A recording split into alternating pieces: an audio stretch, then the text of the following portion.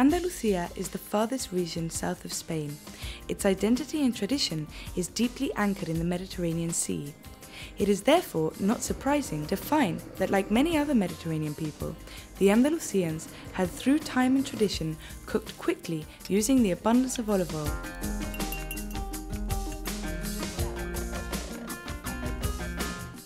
So many Andalusian recipes lend themselves to the barbecue. I'm here with my friend Christina, who's come to visit me from far away, and she comes from Australia, the land of the barbecue. So what better way than to prepare food today than on a barbecue? So we've organised a couple of special dishes to do on the barbecue, and they're not particularly traditional Spanish dishes, but they're slight adaptations, and I'm going to show you how they're made. Christina's going to prepare a really delicious vegetarian dish for us. Yes. So what are you going to do?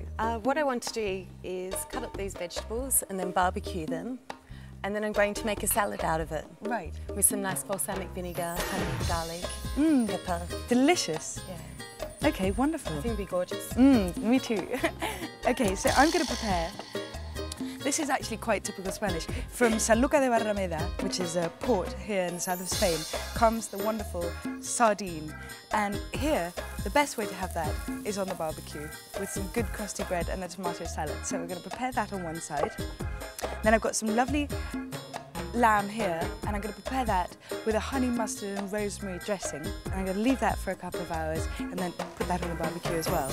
And also, I'm going to do some monkfish on skewers with some sweet red onion and some lovely green pepper.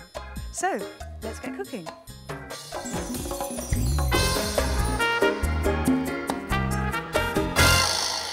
I'm going to leave Christina there. She's just peeling and preparing all the vegetables. And I'm going to start with the lamb. So what I need for the lamb is lots of lovely garlic and some fresh rosemary, grainy mustard, some lovely runny honey, a little bit of lemon, salt and pepper, and some lovely olive oil. So now what I'm going to do is just peel the garlic cloves, crush them up, put them in the pestle and mortar, and crush that up with a bit of pepper and salt, make a nice paste with that, and then I'll mix it with the mustard and the honey, and lots of chopped rosemary, and just cover the lamb with it, and then just leave it covered for about an hour. And then I'll put it on the barbecue, and it'll be delicious because you'll have this sort of the mustardy pickled flavour, the strong garlic, and then this lovely sticky honey, which will give it a wonderful glaze.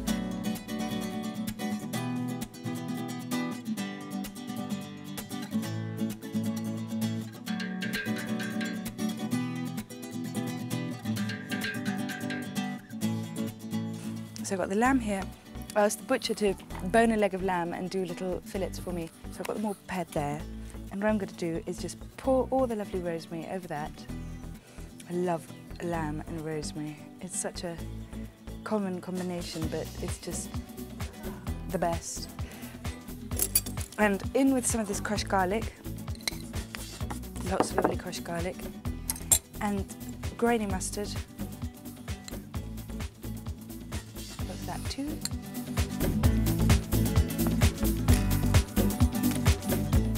Lovely unsprayed organic lemons, perfect. And then what I'm going to do is put some lemon juice in. Squeeze a bit of that in. Some delicious honey. Lots of runny honey to get a nice glaze on the lamb. And now all I'm going to do is mix that all up together and let it sit for an hour or so. And make sure you stir it all up, make sure all the flavours are evenly spread around.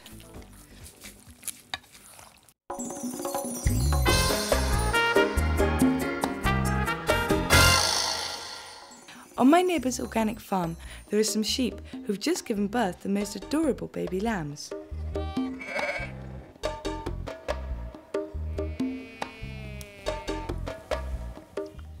I love coming here, particularly at this time of year, because all the lambs are being born. And every time you come, there seem to be more and more of them. It's absolutely adorable. They're so tiny.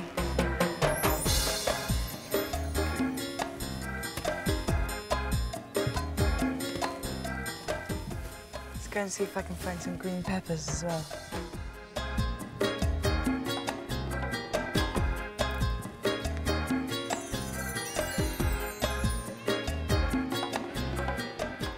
Let's go and see how Christina's getting on with her vegetable barbecue. Originally I was going to make the vegetables on skewers, but I've decided against that because the monkfish will be on skewers today. So instead, I want to make a salad. And what I'm going to do is get all of these vegetables, put it on the barbecue, cook it, and then perhaps cut it up a bit finer, depending on how they turn out, and make a beautiful salad out of this with some balsamic vinegar, garlic, salt, pepper, and honey, which I think will be delicious. As well as that, I'm going to try barbecuing garlic to see what happens. So I think it should be quite a nice experiment. I'm going to make a dressing now for the salad. So now I'm just going to make the bare bones, which is some crushed pepper, balsamic vinegar, olive oil, and some honey, because I have a sweet tooth. And I like a bit of sweetness in my dressings. So, that's enough. That looks good. Some honey. Just cuts the sharpness. And some balsamic, which would be lovely with the barbecued vegetables. There we go. For the monkfish skewers, I need some lovely wooden skewers, and these are, I love these little wooden ones to make. Very pretty, nicer than the metal ones. And what I'm going to do is I'm going to pop these in some water, and the wood will absorb the water so that when I actually put the skewers on the barbecue, it won't burn the wood. So I've got a jug of water here. I'm just going to plonk them in, points down, so that when you go and get them, you don't stab yourself. And I've got some lovely fresh green peppers, which I'm going to use, and some lovely sweet red onion. Delicious. This is wonderful when you barbecue it because it really does. It just sort of goes this delicious sweet flavour. And monkfish, which I'm going to dice up and put with some lovely crushed garlic, lots of fresh ginger, lemon juice, and then I'll skewer it all.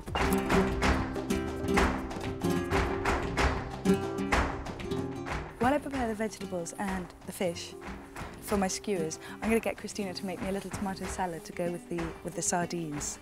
So we've got some wonderful fresh tomatoes from my friend Paco's salad garden, and she's just going to chop them up, and I don't know, what are you going to do with them? Just a bit of olive oil and maybe some onion? As plain as possible, because the flavour of the tomatoes is so beautiful. Yeah. You don't need to cover it up with anything. Yeah, perfect. Just enjoy it. Brilliant, so you get on with that. So I'm just going to chop up the green pepper, and it makes a nice contrast with the fish, which will be nice and tender and juicy, and then you've got a lovely crunch from the green pepper.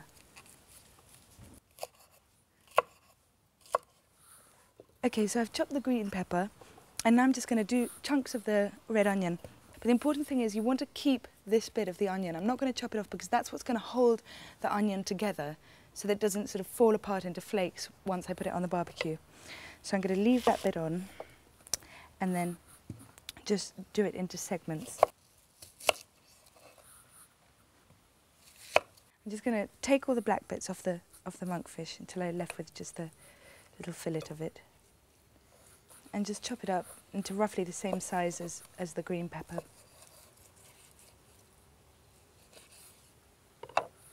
And pop that into the bowl and do the same with all the other pieces. I've got the monkfish chopped up here, and I'm going to put in the leftovers of my lovely crushed garlic. Pop that in. I'm going to put some lovely fresh root ginger in, and I love using ginger. It gives it a lovely spicy flavour. Christina tackles the vegetables and I start the marinade.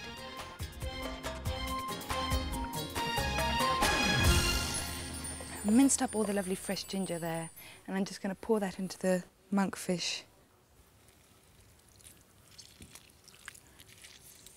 That's a lovely lemon juice. Some freshly ground pepper, perfect. Pinch of salt. And some toasted cumin seeds. Drizzle a little bit of olive oil. And stir that up as well, and then I'll start skewering.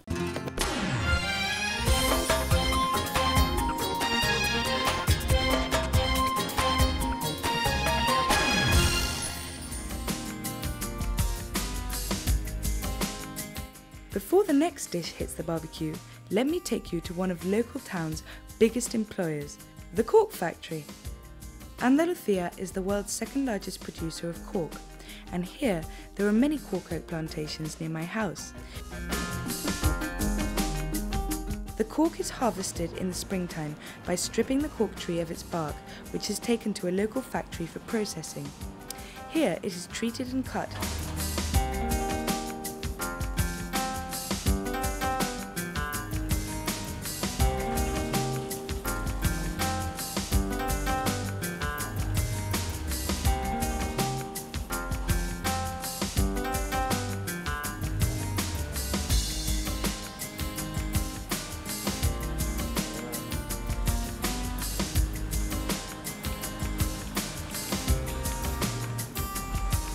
To make wine corks, 2 pieces of cut cork are compressed together and then selected by computer for their quality. The best going to the champagne houses in France, as they can resist the pressure of the gas in these wines. Then the rest are used for all the other wines.